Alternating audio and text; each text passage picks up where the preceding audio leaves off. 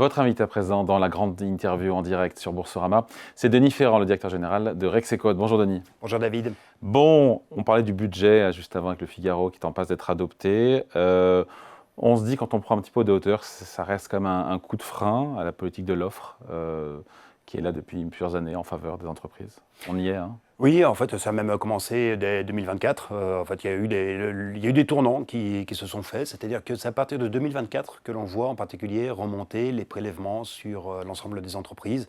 Et donc, c'est ça qui marque le tournant, qui a été accentué en 2025 avec la surtaxe exceptionnelle, mais l'exceptionnel qui va durer 2 ans. 2 ans.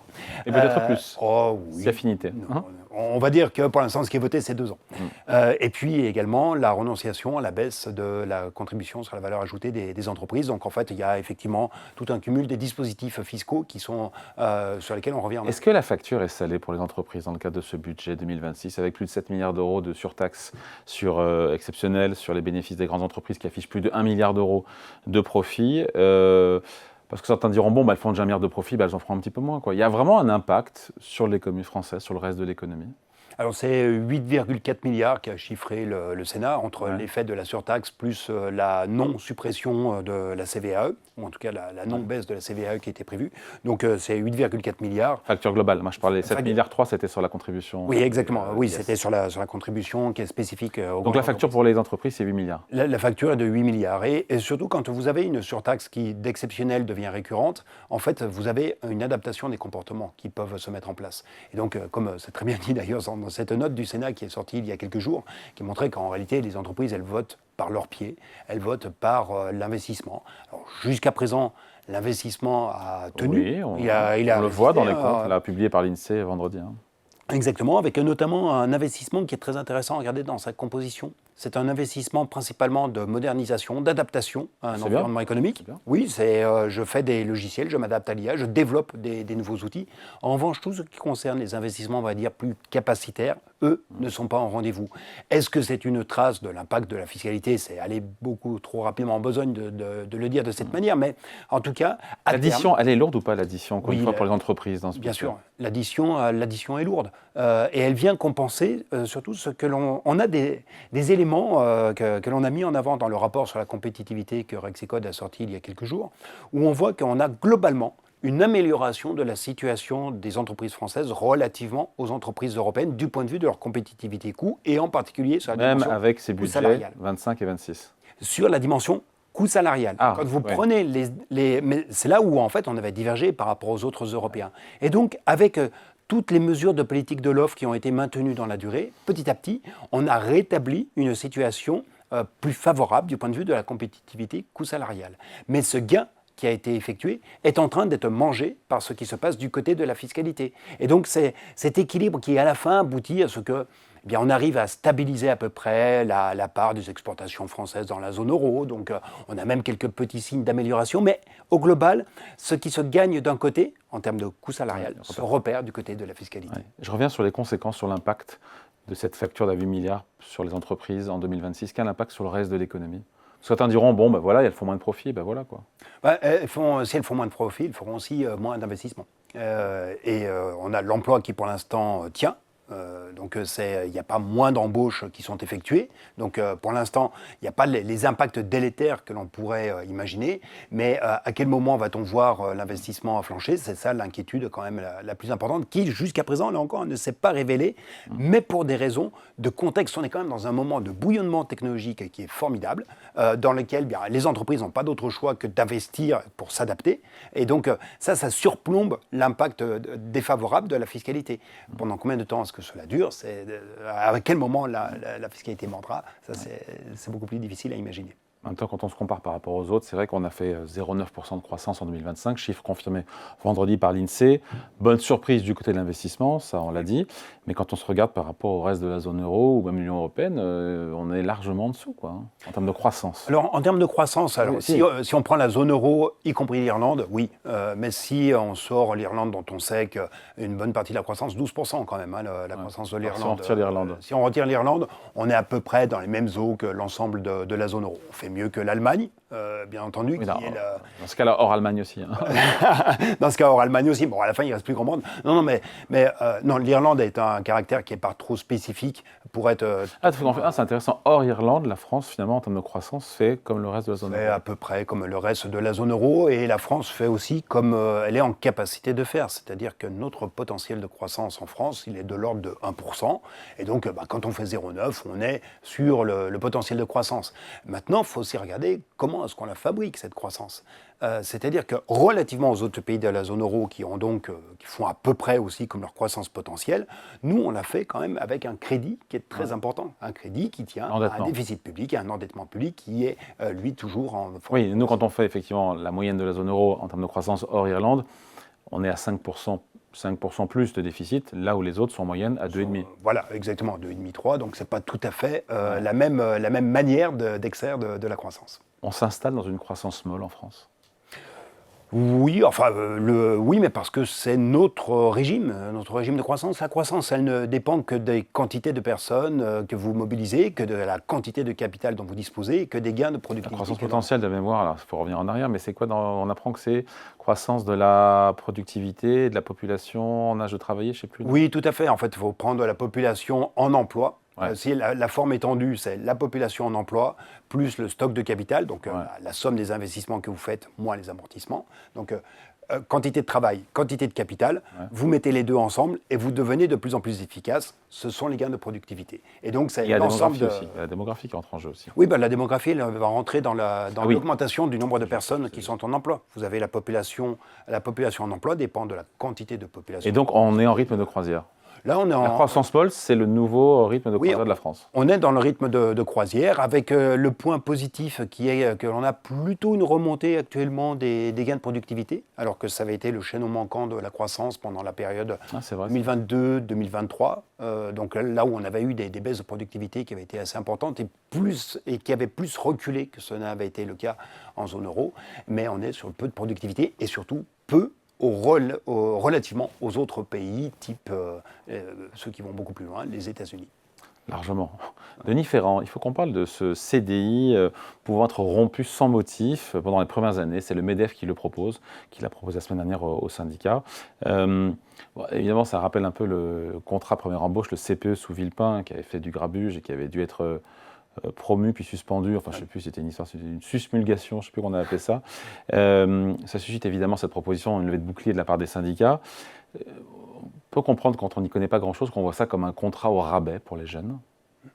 En tout cas, je pense que c'est surtout, il faut bien comprendre le contexte dans lequel ça s'installe. Donc effectivement, vous l'avez dit, c'est dans le cadre d'une négociation avec les syndicats. Donc on est au début de la négociation, c'est le moment où se mettent sur la table des propositions qui sont chocs. C'est vous qui êtes derrière cette proposition? Non, on n'est pas derrière cette proposition. Mais surtout, je pense que c'est très important de regarder le retour en arrière que l'on a sur tous les éléments qui sont des éléments de mobilisation des populations qui sont le moins en emploi. C'est-à-dire les plus âgés et les plus jeunes. Ouais. On sait que c'est là que l'on a un problème. Or, qu'est-ce qui est en train de se passer? Suspension de la réforme des retraites, on le sait.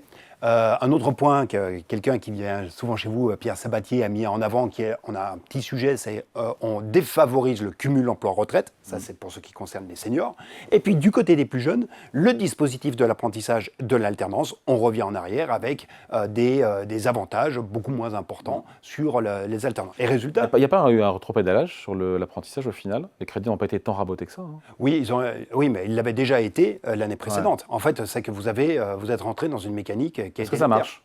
Ah oui, c'est parce que ça marche. Et en fait, quand vous regardez l'évolution de l'emploi, l'essentiel... Alors, on a une stagnation de l'emploi, mais quand vous regardez le nombre de personnes qui sont en emploi par l'alternance, eh bien, on est en baisse, et en baisse quand même assez rapide sur ce type d'embauche. Donc, en fait, on est dans un moment où les dispositifs qui visaient à l'augmentation de la quantité de travail sur la population qui est la moins en emploi, les jeunes en particulier, se retrouvent remis en question. Alors même que on a quand même, il faut garder, pourquoi est-ce que cette proposition est à apprécier dans un contexte qui est beaucoup plus large? On est dans un moment où, en France, on a 35% de taux d'emploi pour les 15-24 ans. Ouais. Donc, 35% des 15-24 ans sont en emploi en France. Et en Europe? En Europe, en fait, quand vous avez 8 pays dans lesquels on fait plus de 40% de taux d'emploi de cette catégorie de population. C'est les pays d'Europe du Nord, c'est les Pays-Bas qui sont à 72%. Wow. C'est l'Allemagne, c'est l'Autriche, c'est même Malte. En fait, les 8 pays qui ont un taux d'emploi supérieur de 40%, à 40%. supérieur à 40%, pardon, sont également les pays qui ont un PIB par habitant supérieur à celui de la France. Ah, c'est intéressant ça. En fait, on ne mesure pas assez combien la mobilisation dans l'emploi est le facteur de création de ils ont des contrats type CPE, type contrat au rabais, les jeunes, dans ces pays-là ou pas? Ils ont des contrats qui sont surtout à temps partiel, beaucoup plus développés. En particulier, c'est le cas des Pays-Bas, où vous avez beaucoup plus de taux d'emploi à temps partiel. En France, le taux d'emploi à temps partiel, il est limité, enfin, vous avez un plancher, c'est 24 heures. Alors, il y a bien entendu des systèmes dérogatoires pour les étudiants.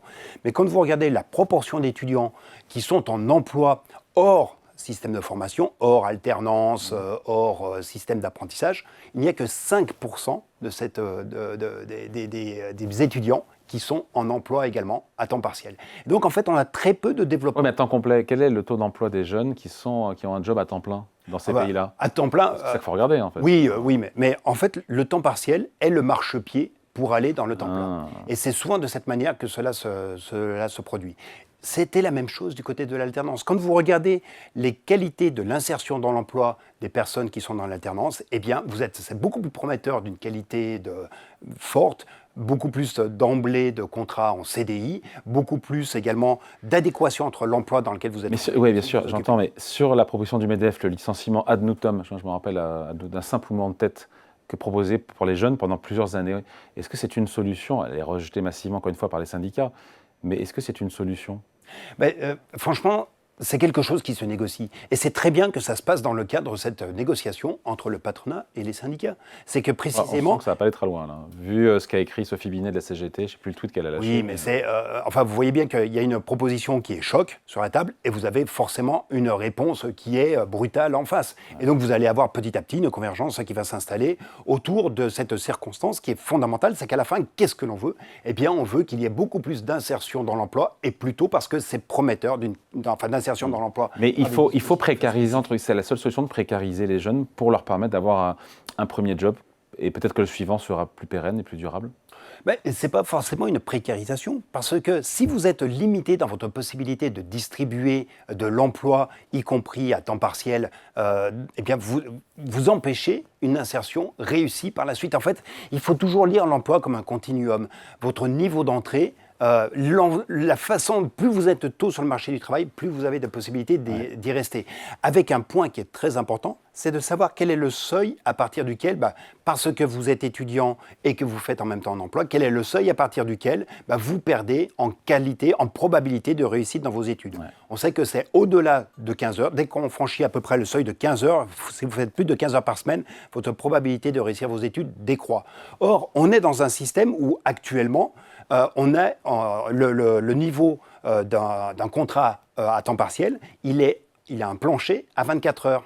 Donc, en fait, on ne peut pas descendre en dessous de 15 heures. Alors, bien entendu, on va trouver des systèmes dérogatoires pour les étudiants, mais normalement, dans la manière dont c'est fait la législation, vous ne pouvez pas créer les conditions qui vont vous permettre une insertion durable dans l'emploi. Après, c'est vrai qu'il y a une peur de l'embauche, à l'embauche des jeunes de la part de beaucoup de patrons.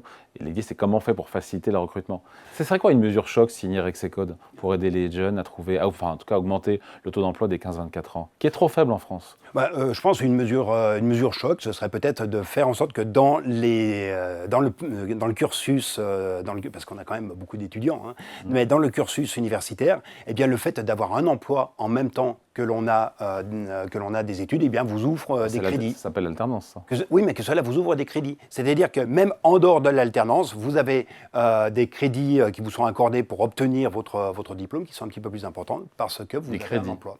Des crédits, mais... les crédits au sens financier. Non, pas les crédits au sens financier, les crédits pour obtenir un diplôme, vous devez avoir un certain nombre de crédits qui correspondent à des épreuves que vous avez réussies. Eh bien, le fait d'avoir un emploi à côté pourrait vous ouvrir des crédits. C'est une manière de penser l'association études et emploi en même temps, avec un quantum horaire qui ne doit pas être dépassé. Bon, il faut qu'on parle de ce sondage, je le trouve intéressant, sondage Opinionway, qui montre que 58% des Français, quasiment 6 Français sur 10, pensent qu'un patron ferait un bon président. Cette question, on l'aurait posée il y a 5-10 ans, je ne pense pas qu'on aurait eu ce chiffre-là. C'est-à-dire que l'image des patrons s'améliore auprès des Français? Est-ce que c'est l'image des patrons qui s'améliore ou celle des politiques qui se dégrade? Je pense qu'il y a probablement un peu des deux mouvements qui interviennent et je pense que la deuxième partie de l'alternative est probablement plus importante que la première.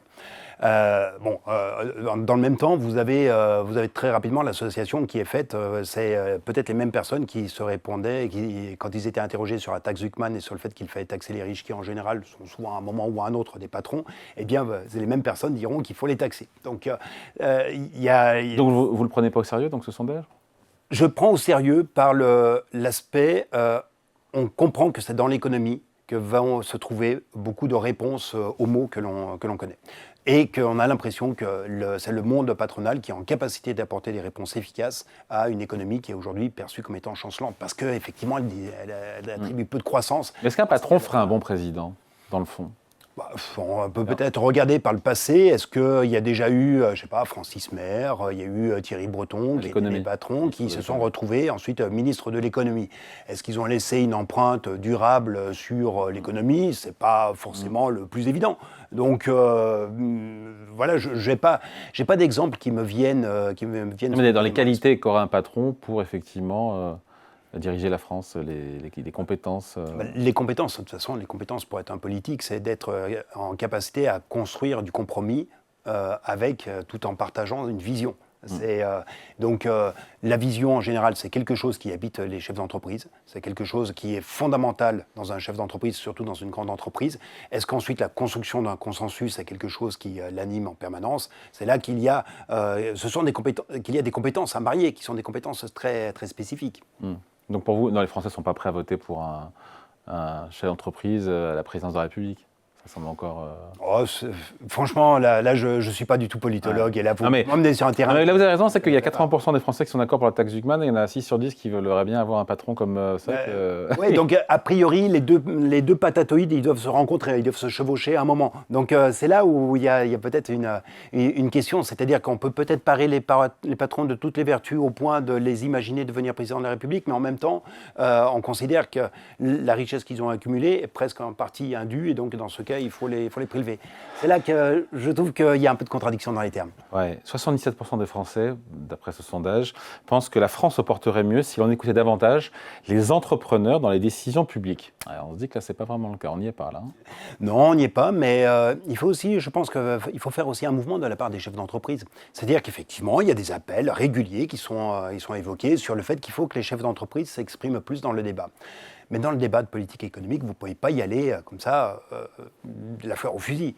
Il faut un peu vous armer. Donc, ça tombe bien, merci de me tendre la perche, David, mais il se trouve qu'à Rexecon, nous avons décidé de proposer justement aux chefs d'entreprise de les doter, de les armer en éléments non pas en éléments de langage, mais en ordre de grandeur, de comprendre le sens des débats, de comprendre quels sont les sujets de politique économique qui sont clés pour pouvoir faire bouger les choses. Et donc, on propose aux chefs d'entreprise de s'associer, de nous rejoindre pour être dotés de tout cet arsenal qui leur permettra d'être pertinents dans le débat, parce qu'effectivement, la parole de chef d'entreprise est une parole qui fait sens, parce que ce sont eux qui portent les conditions de la croissance du territoire. Ouais, d'ailleurs, je termine avec ce sondage, mais 3/4 des Français estiment que les entreprises françaises sont davantage taxées qu'ailleurs en Europe. Et oui, hein, c'est le cas. C'est bien que cette vérité infuse un petit peu, quoi. Vous avez vu désormais avec le taux marginal de l'impôt sur les sociétés, la France est au premier rang de 145 pays pour ce qui concerne le taux marginal de l'imposition. Donc oui, il y a un vrai sujet de prélèvement sur les résultats des entreprises. Allez, merci beaucoup. Entretien donc avec Denis Ferrand, directeur général de Rexecon, invité de la grande interview en direct sur Boursorama. Merci Denis. Merci. À bientôt.